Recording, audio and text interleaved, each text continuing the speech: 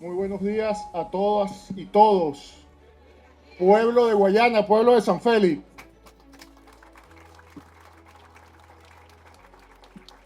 Bueno, tenemos que confesar que en complicidad con la presidenta de la Cámara, intentamos tener hoy acá a una de las guayanesas más ilustres de nuestra hora, de nuestro tiempo, profesora, historiadora, Hildelice Cabello, Premio Nacional de Historia, a quien sin duda hubiese sido un privilegio enorme escuchar el día de hoy. Motivo de enfermedad de último momento le impidió estar acá y por eso, bueno, tenemos la oportunidad de decir algunas cosas nosotros hoy acá, pero indudablemente, no estamos ni de cerca de lo que hubiese significado para esta fecha, para este auditorio, para ustedes, tener aquí a Hildelice Cabello, cuyas notas, cuyos libros sobre Guayana son de obligatoria consulta para todos los que queremos opinar o decir algo al respecto de lo que aconteció acá, de lo que acontece acá en Guayana. Así que yo comienzo diciéndoles eso y aprovechando esta oportunidad para compartir algo de la visión que nos genera esto, que nos genera este importante compromiso al que acudimos también. Uno está frente a sacerdotes, hay que confesarse. Que confieso no estaba en nuestra agenda. Y que por la invitación amable del padre Fran, mi padre, que es el padre de la Inmaculada Concepción, pues nos invitó y nos hizo reflexionar sobre esto, sobre lo importante de esta fecha. Y no dudamos en no solamente acudir a su llamado, acudir a su invitación, acudir además a apoyar a nuestra iglesia en esta conmemoración, sino también a poner sobre el debate estas fechas. Guayana, uno de los términos más usados, o el más común, o el que más se conoce de su significado, de su tradición, de esa lengua caribe, es el encuentro de aguas. Es el lugar donde se encuentran las aguas. Y yo creo que un poco por ese nombre indio, ese nombre aborigen ancestral, es que Guayana es lo que es hoy, y además de que a Guayana se han vertido todas las aguas, en Guayana se han vertido todos las razas, crisol de razas que se ha formado en Guayana, ha sido en virtud de eso, de que somos una tierra definitivamente de encuentros, en el que se juntan diversas herencias, la europea, la india, la africana, y todas, bueno, mezcladas han construido lo que somos hoy. Tal vez por eso es este encuentro también de fechas que tenemos. Una parte de la ciudad se empeña en celebrar una historia de 60 años, de 61 años, que inicia a partir de la construcción de las industrias básicas de Guayana.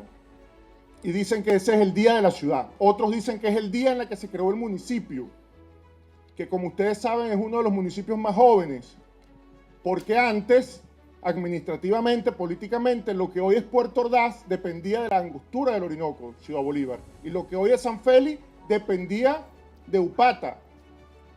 Eran dos municipios separados. Siempre se empeñan en dividirnos. Yo abogo, aunque estaba en casi todo de acuerdo con mi amigo de la Fundación San Félix, casi todo de acuerdo, menos en eso. Yo creo que esta ciudad se merece estar unida, y es grande porque está unida.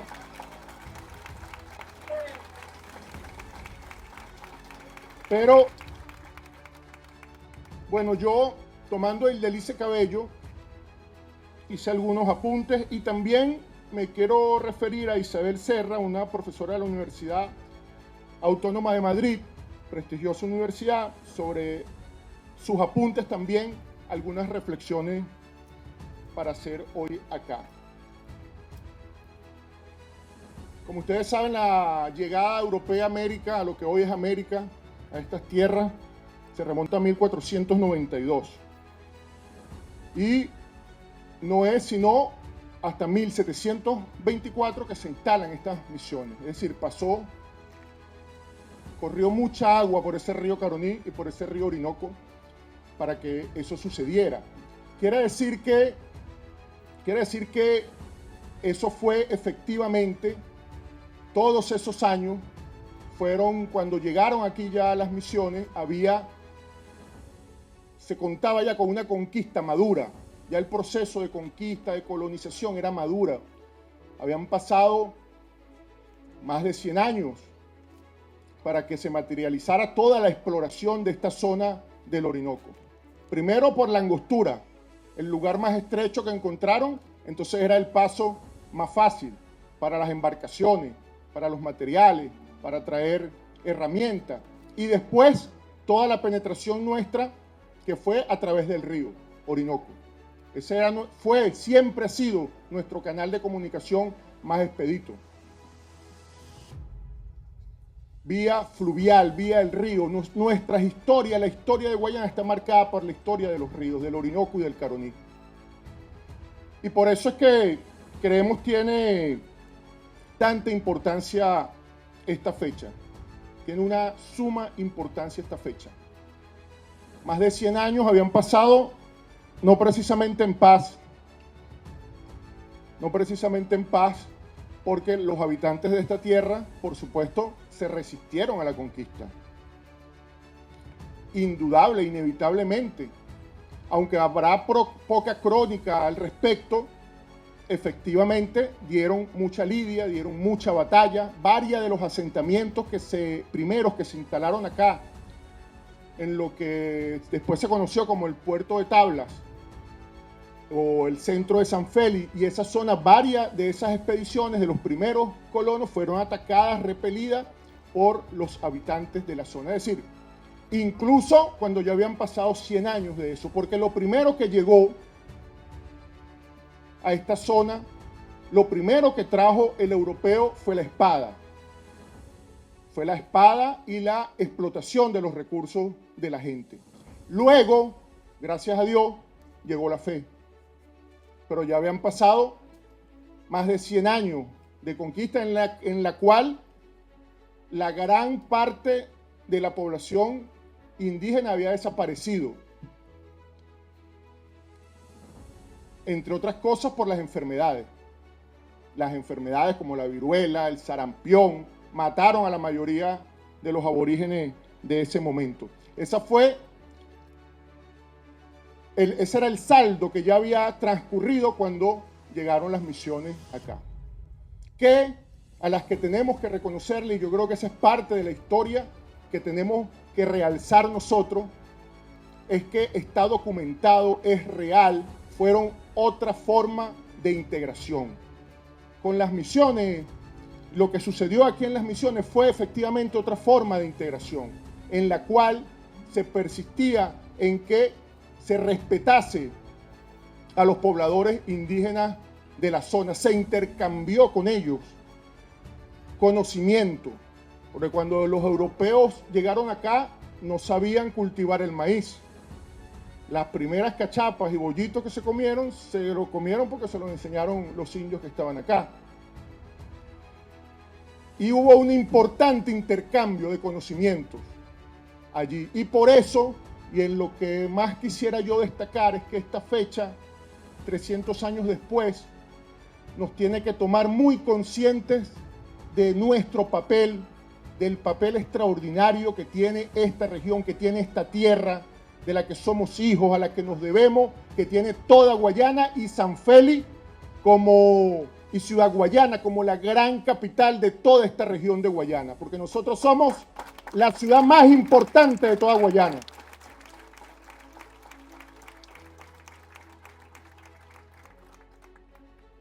Fíjense este dato importante de lo que nosotros somos como historia. Una historia que hemos perdido lamentablemente, que es nuestra historia productiva. agrícola y pecuaria.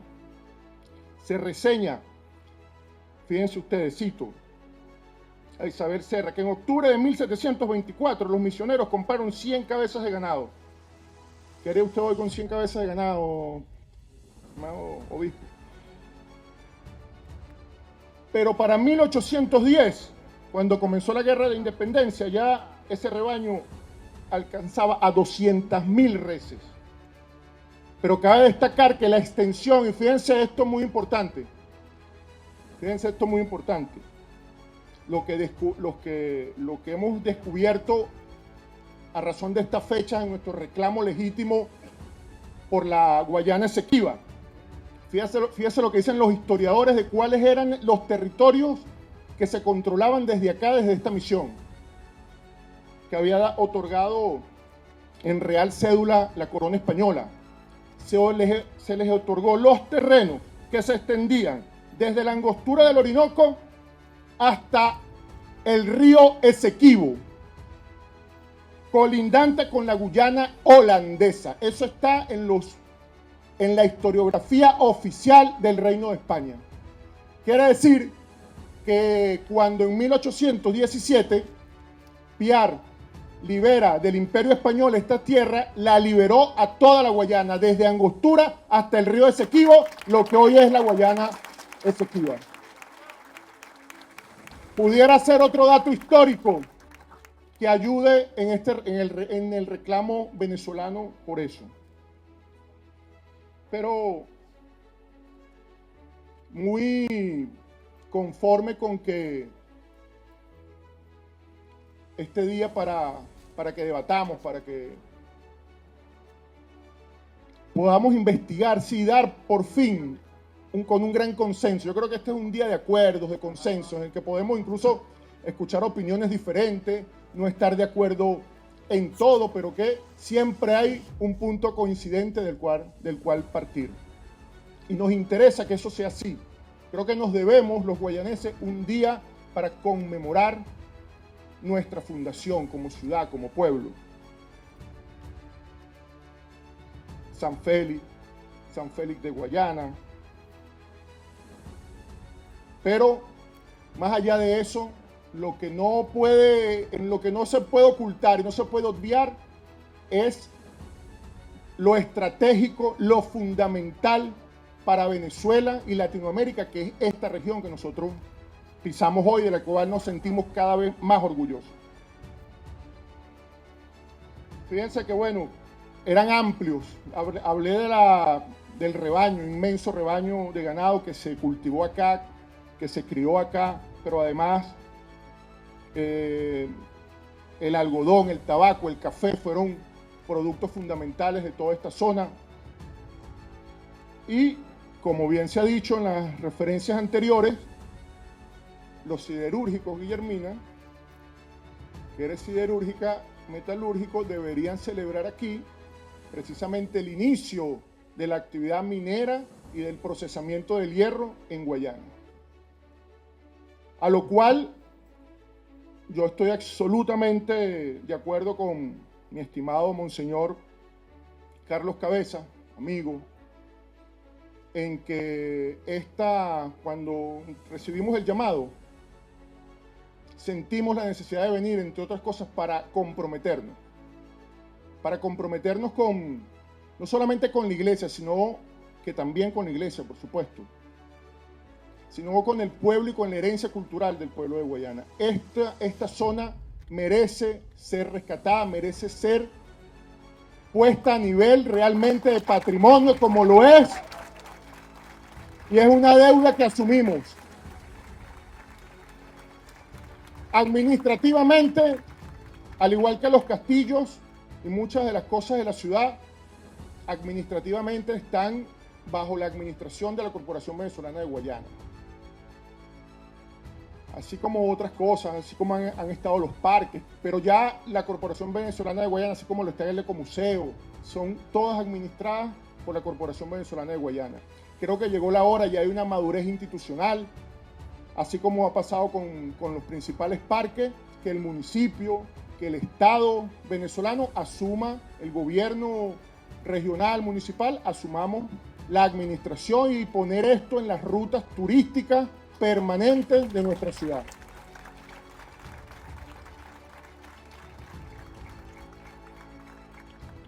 Aquí está nuestra directora de turismo. Me contaba mi esposa, Marianela, esta mañana, que era ruta obligada del liceo venir para acá y de la escuela y del liceo, que la CBG incluso ponía el autobús y traía. Bueno, ya no lo hará más la CBG, lo hará la alcaldía, lo hará la gobernación, pero tenemos que seguir haciéndolo.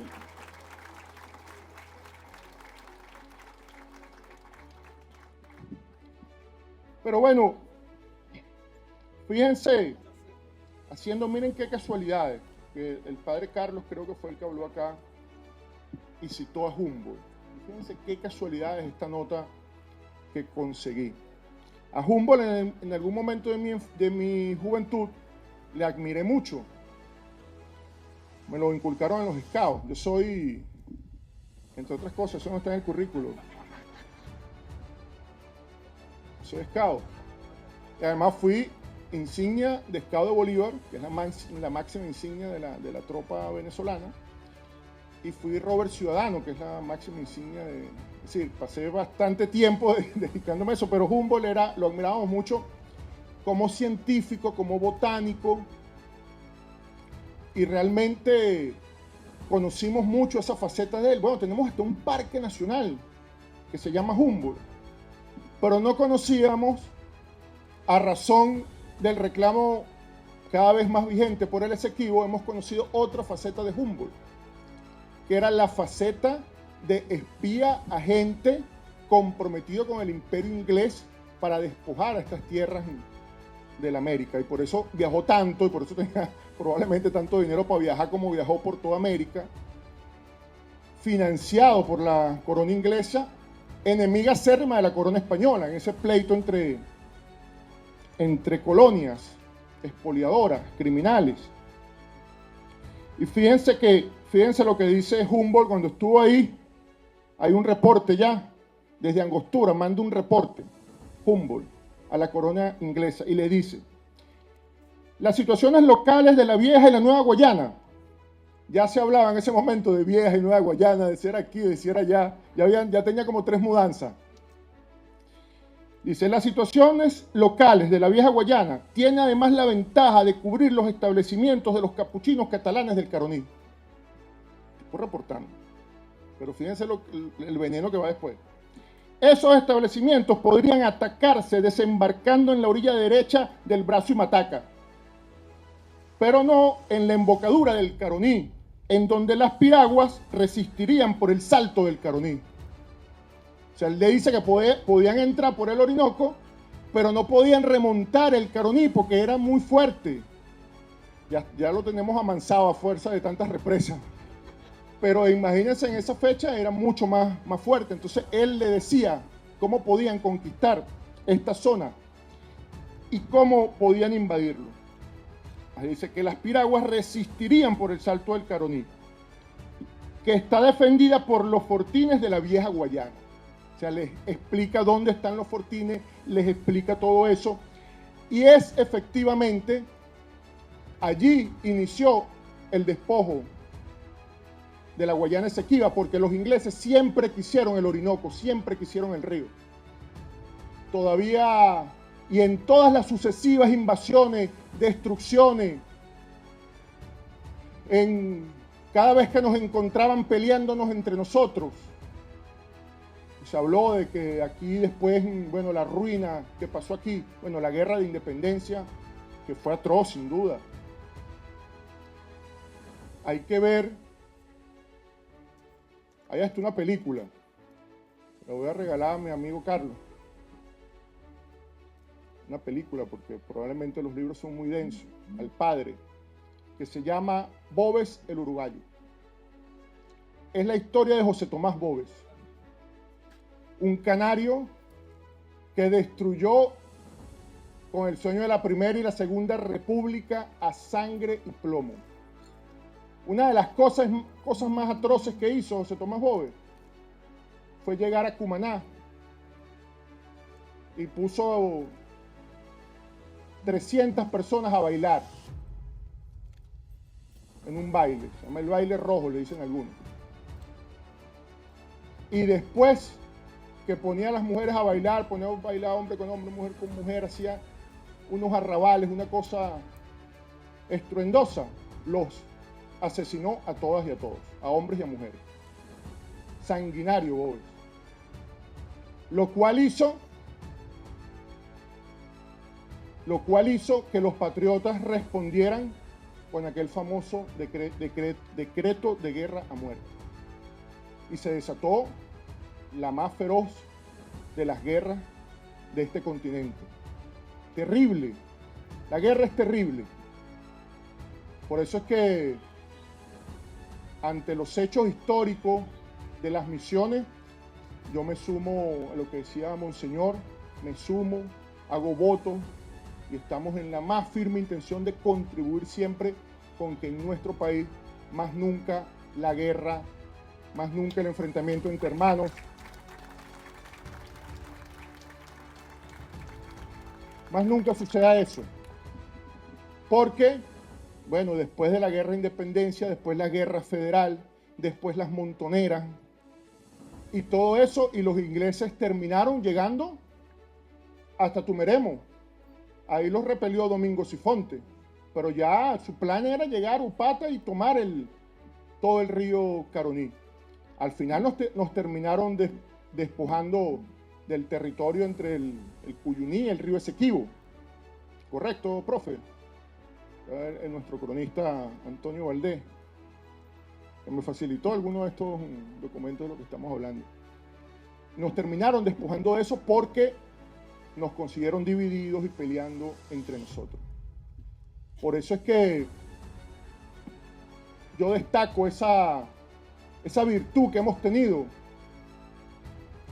para hoy, a pesar de que muchos esperaban que en Venezuela nos estuviésemos matando los unos y los otros, a pesar de todo eso, gracias a nuestro Dios, aquí se ha conservado la paz, se ha preservado la paz, y las diferencias que se tengan, que se van a seguir teniendo, siempre resolverlas en santa paz, en santa paz.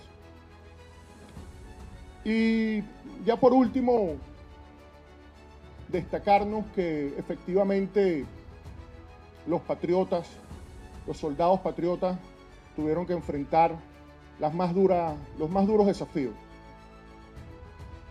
Derrotar a un imperio que tenía 300 años sojuzgando en una paz,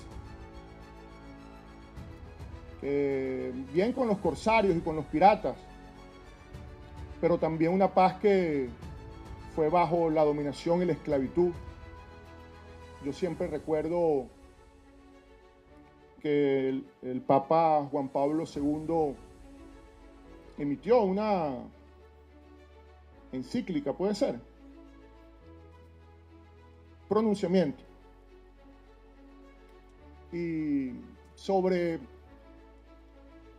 lo que el hecho de la esclavitud había significado a la humanidad.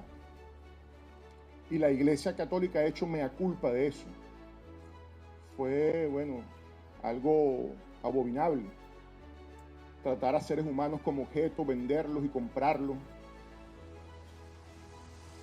Y por eso, y además lo que le hicieron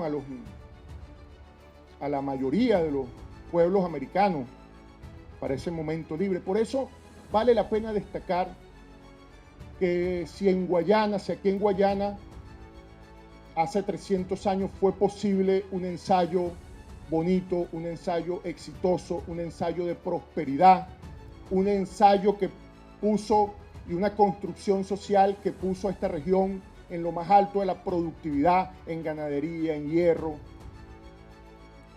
en las primeras extracciones mineras, que siempre estuvo detrás de toda esta exploración, la famosa búsqueda del dorado. Pero si fue posible en ese momento, si los misioneros capuchinos nos enseñaron eso, y nuestros padres, ancestros africanos e indios nos enseñaron que fue posible hacer eso, más allá del terrible desenlace, producto de la guerra, del fragor, producto de las circunstancias que estaban allí. Circunstancias, por cierto, que el propio padre Bolívar desconoció y en las que nada tuvo que ver Manuel Piar.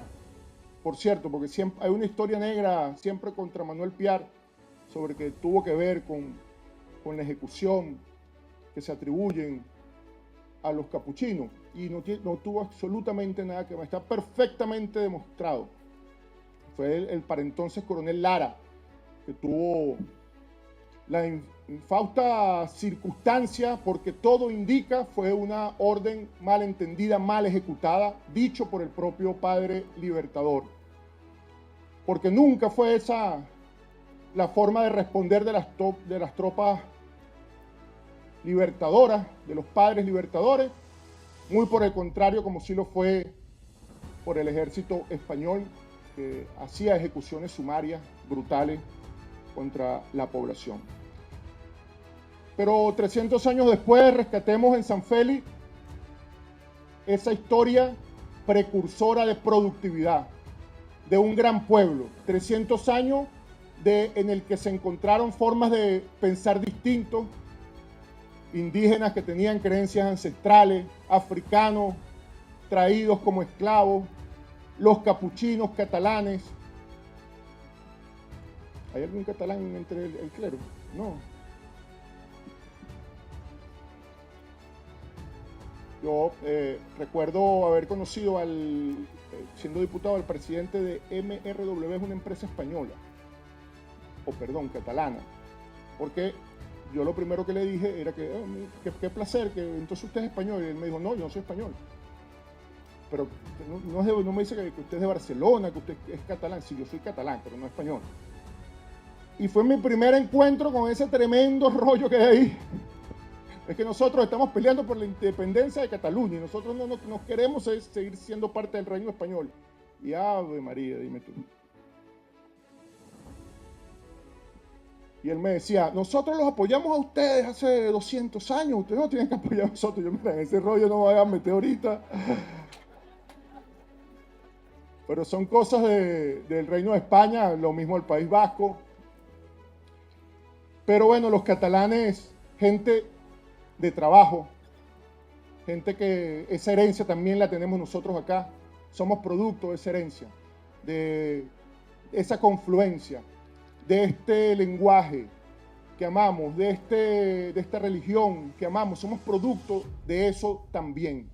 Y como fuimos hace 300 años, hace 200 años, estratégicos, fundamentales, Guayana, los guayaneses y San Félix como gran poblado, como gran capital de Guayana, tiene que estar a la altura de ese momento. Así que hoy reivindicamos nuestra historia, esta historia de lucha, esta historia de liberación que también hemos tenido y esta historia de encuentros. Hoy es momento para sentirnos orgullosos de lo que hemos sido y de lo que somos y del futuro próspero que tiene que tener San Félix, que tiene que tener Guayana. ¡Que viva San Félix!